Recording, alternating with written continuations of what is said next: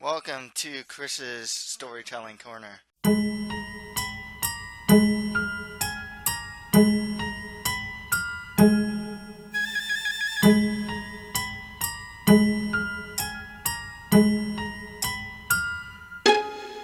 My name is Christopher Muldong, and I am an author specializing in the fantasy genre. You can check out my author's website at www.chrismuldong.com. If you have an e-reader, you can buy my works on amazon.com or a PDF copy on my website, starting with my first novel, a fantasy adventure called The Mustard Prince in the Condiment Kingdom, for $4.99.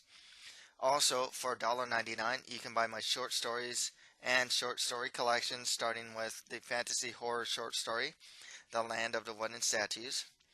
Then there's the horror collection, which is a compilation of 3 of my gothic horror short stories, and the fantasy fable collection, which is a compilation of 4 of my fantasy fable short stories.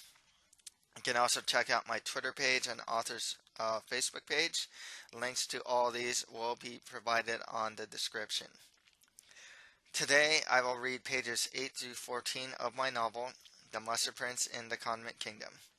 Next week I will read pages 15 through 21, which concludes the first chapter.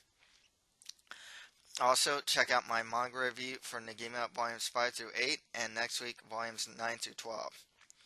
Here we go, and I will be reading from where I left off. The Mustard Prince leaves Mr. Green's home and walks through the busy streets. At a distance, he hears a woman yelling, "Stop, you bandits!" He runs towards the noise and sees a distressed woman in front of a bakery. "Hello, miss. Is there a problem?" the Mustard Prince asks. "Well, yes. The 3 bandits stole money and food from my bakery again." "Can I help in any way?" "No. Having bandits steal from us has been a normal thing, and it's been going on throughout the whole kingdom. Anyways, thank you for your concern." The Mustard Prince bids adieu to the woman and reaches the path to the lettuce forest. His stomach starts to growl as if a small, hungry lion is caged inside of it. Continuing on through the hunger, the tall trees of the lettuce forest stand before him. At its entrance, he sees his transparent friend that looks close to his own age with no legs floating about. The Mustard Prince yells at him, "Hello, Pickle Salt." Pickle Salt notices him and responds in a nasally voice that always sounds sarcastic. "How's it going, my brother?" "I do not think we are brothers, Pickle Salt." "Maybe I'm the ghost of your deceased, long-lost brother."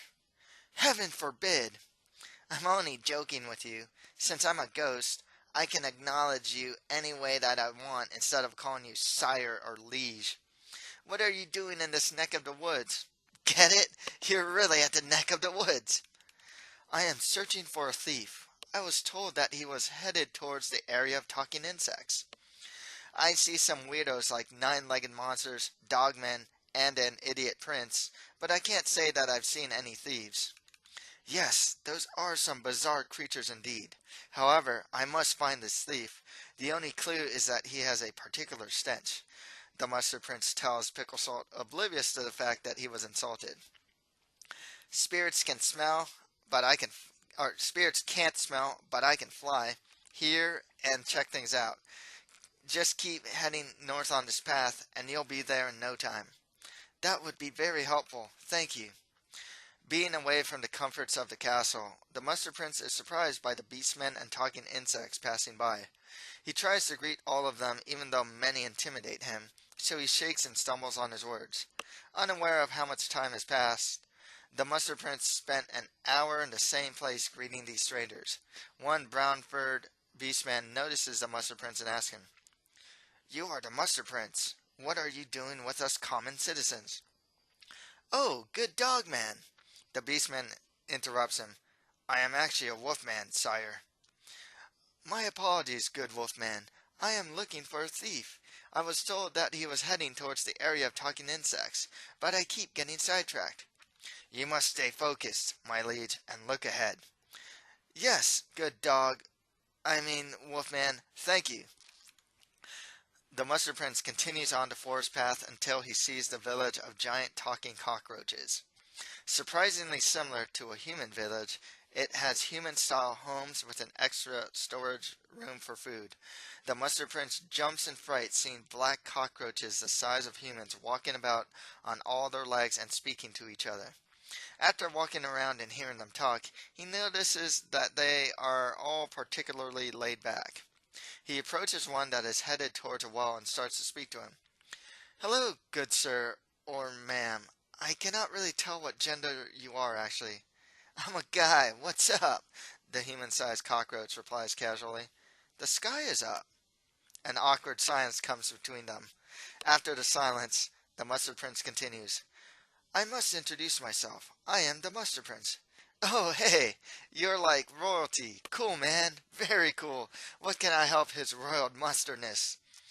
"I must have misspoken. I am the Mustard Prince, and I am looking for a thief.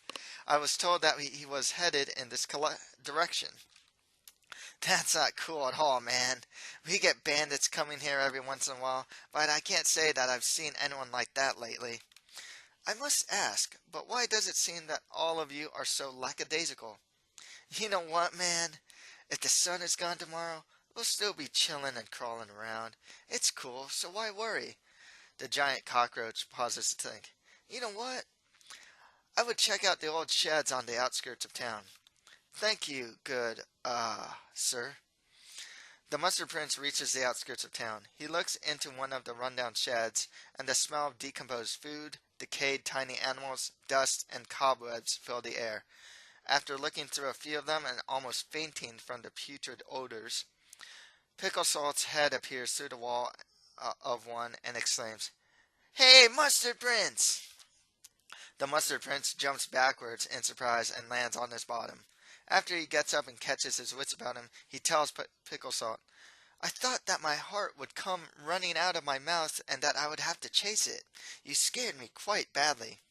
"It was just a prank, Mustard Prince, but I did get some information." "Well, out with it, please." "There was a cockroach bragging to his buddies that he was trying to steal his neighbor's food during the middle of the night. During his little escapade, he saw a talking insect crawling east towards a secluded shed." "Crawling, I see. Well, what insects do that?"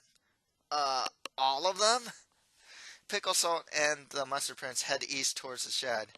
Before he opens its rotting door, he asks Pickle Salt, "The villain could be behind this old door. Would you mind peeking inside and seeing if there is any danger?" Pickle Salt replies, "Okay, but if this insect is a magic user or has some holy water, I'm out of here." Pickle Salt floats to the side of the shed and sticks his head through the wall. After some inspection, he takes his head out and tells the Mustard Prince, "There's no insect in there, but there is a pretty big hole in the ground the size of one of those talking insects. I suppose that we must investigate whatever is down there. To be honest with you, I'm not too fond of going down there." "All right, then. What if I lead? Will you go then?" "Fools rush in," Pickle Salt whispers to himself. "Did you say something, Pickle Salt?" "No, nothing." The Mustard Prince opens the door, and they both look down into the dark hole. Pickle Salt tells him, "This hole isn't some straight free fall. It kind of goes in an angle." "I suppose that we must enter then, but I am a bit hesitant to just plunge in head first," the Mustard Prince replies. "Look out behind you! Ah!" The Mustard Prince falls backwards into the hole from seeing a distorted face that Pickle Salt made. As he slides speedily with his back against the mud, head first towards the floor, Pickle Salt floats behind him gleefully. Landing onto soft earth, his head gets stuck onto the ground like an ostrich. He pulls himself out, and dirt falls from his head. An immediate foul stench runs up his soiled nose. The Mustard Prince scans a room that is the size of a castle entrance hall with torches lit along the walls.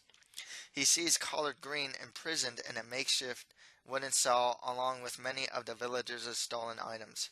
In the corner of his eye, he sees many thin, wiggling objects coming towards him. Unable to see anything else due to the dim light, he could hear the sound of 100 feet scraping and hitting the ground. Pickle Salt, who is floating behind the Mustard Prince, tells him in a scared voice, You better be prepared because something scary is coming towards you. Better yet, you might want to run away. I'm just going to float very high and away from any danger. I do not think that you are joking, Pickle Salt, the Mustard Prince replies nervously. He keeps his guard up and cautiously walks closer to the cell. The wiggly objects get closer, and they turn out to be insect legs.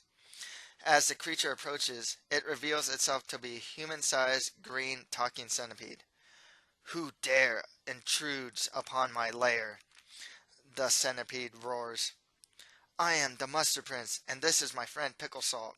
The Mustard Prince turns around to introduce Pickle Salt, but he is already floating high above them. Pickle Salt tells them from the ceiling, Hey, I'm up here. Just ignore me as I watch you guys do whatever it is you guys are going to do.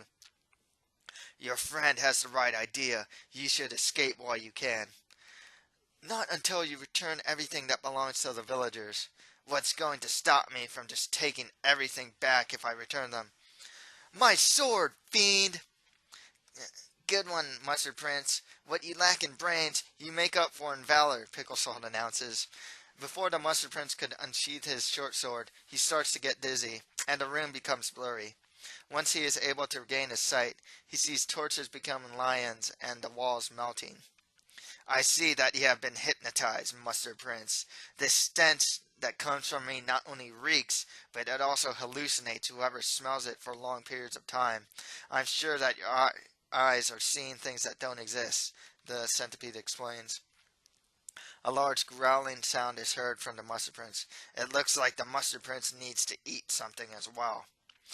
Due to the hallucinations, the Mustard Prince perceives that he has a sword in his hands even though it is still in its scabbard. He swings at the air, seeing small versions of the centipede coming at him. This is laughable. I suppose it would only be merciful of me to put the Mustard Prince out of his misery. That's all for today. Thank you for listening to this reading. Next week, I will read pages 15 through 21. Also, check out my manga reviews for Negima Volumes 5 through 8, and next week, Volumes 9 through 12. Thank you, and until next time.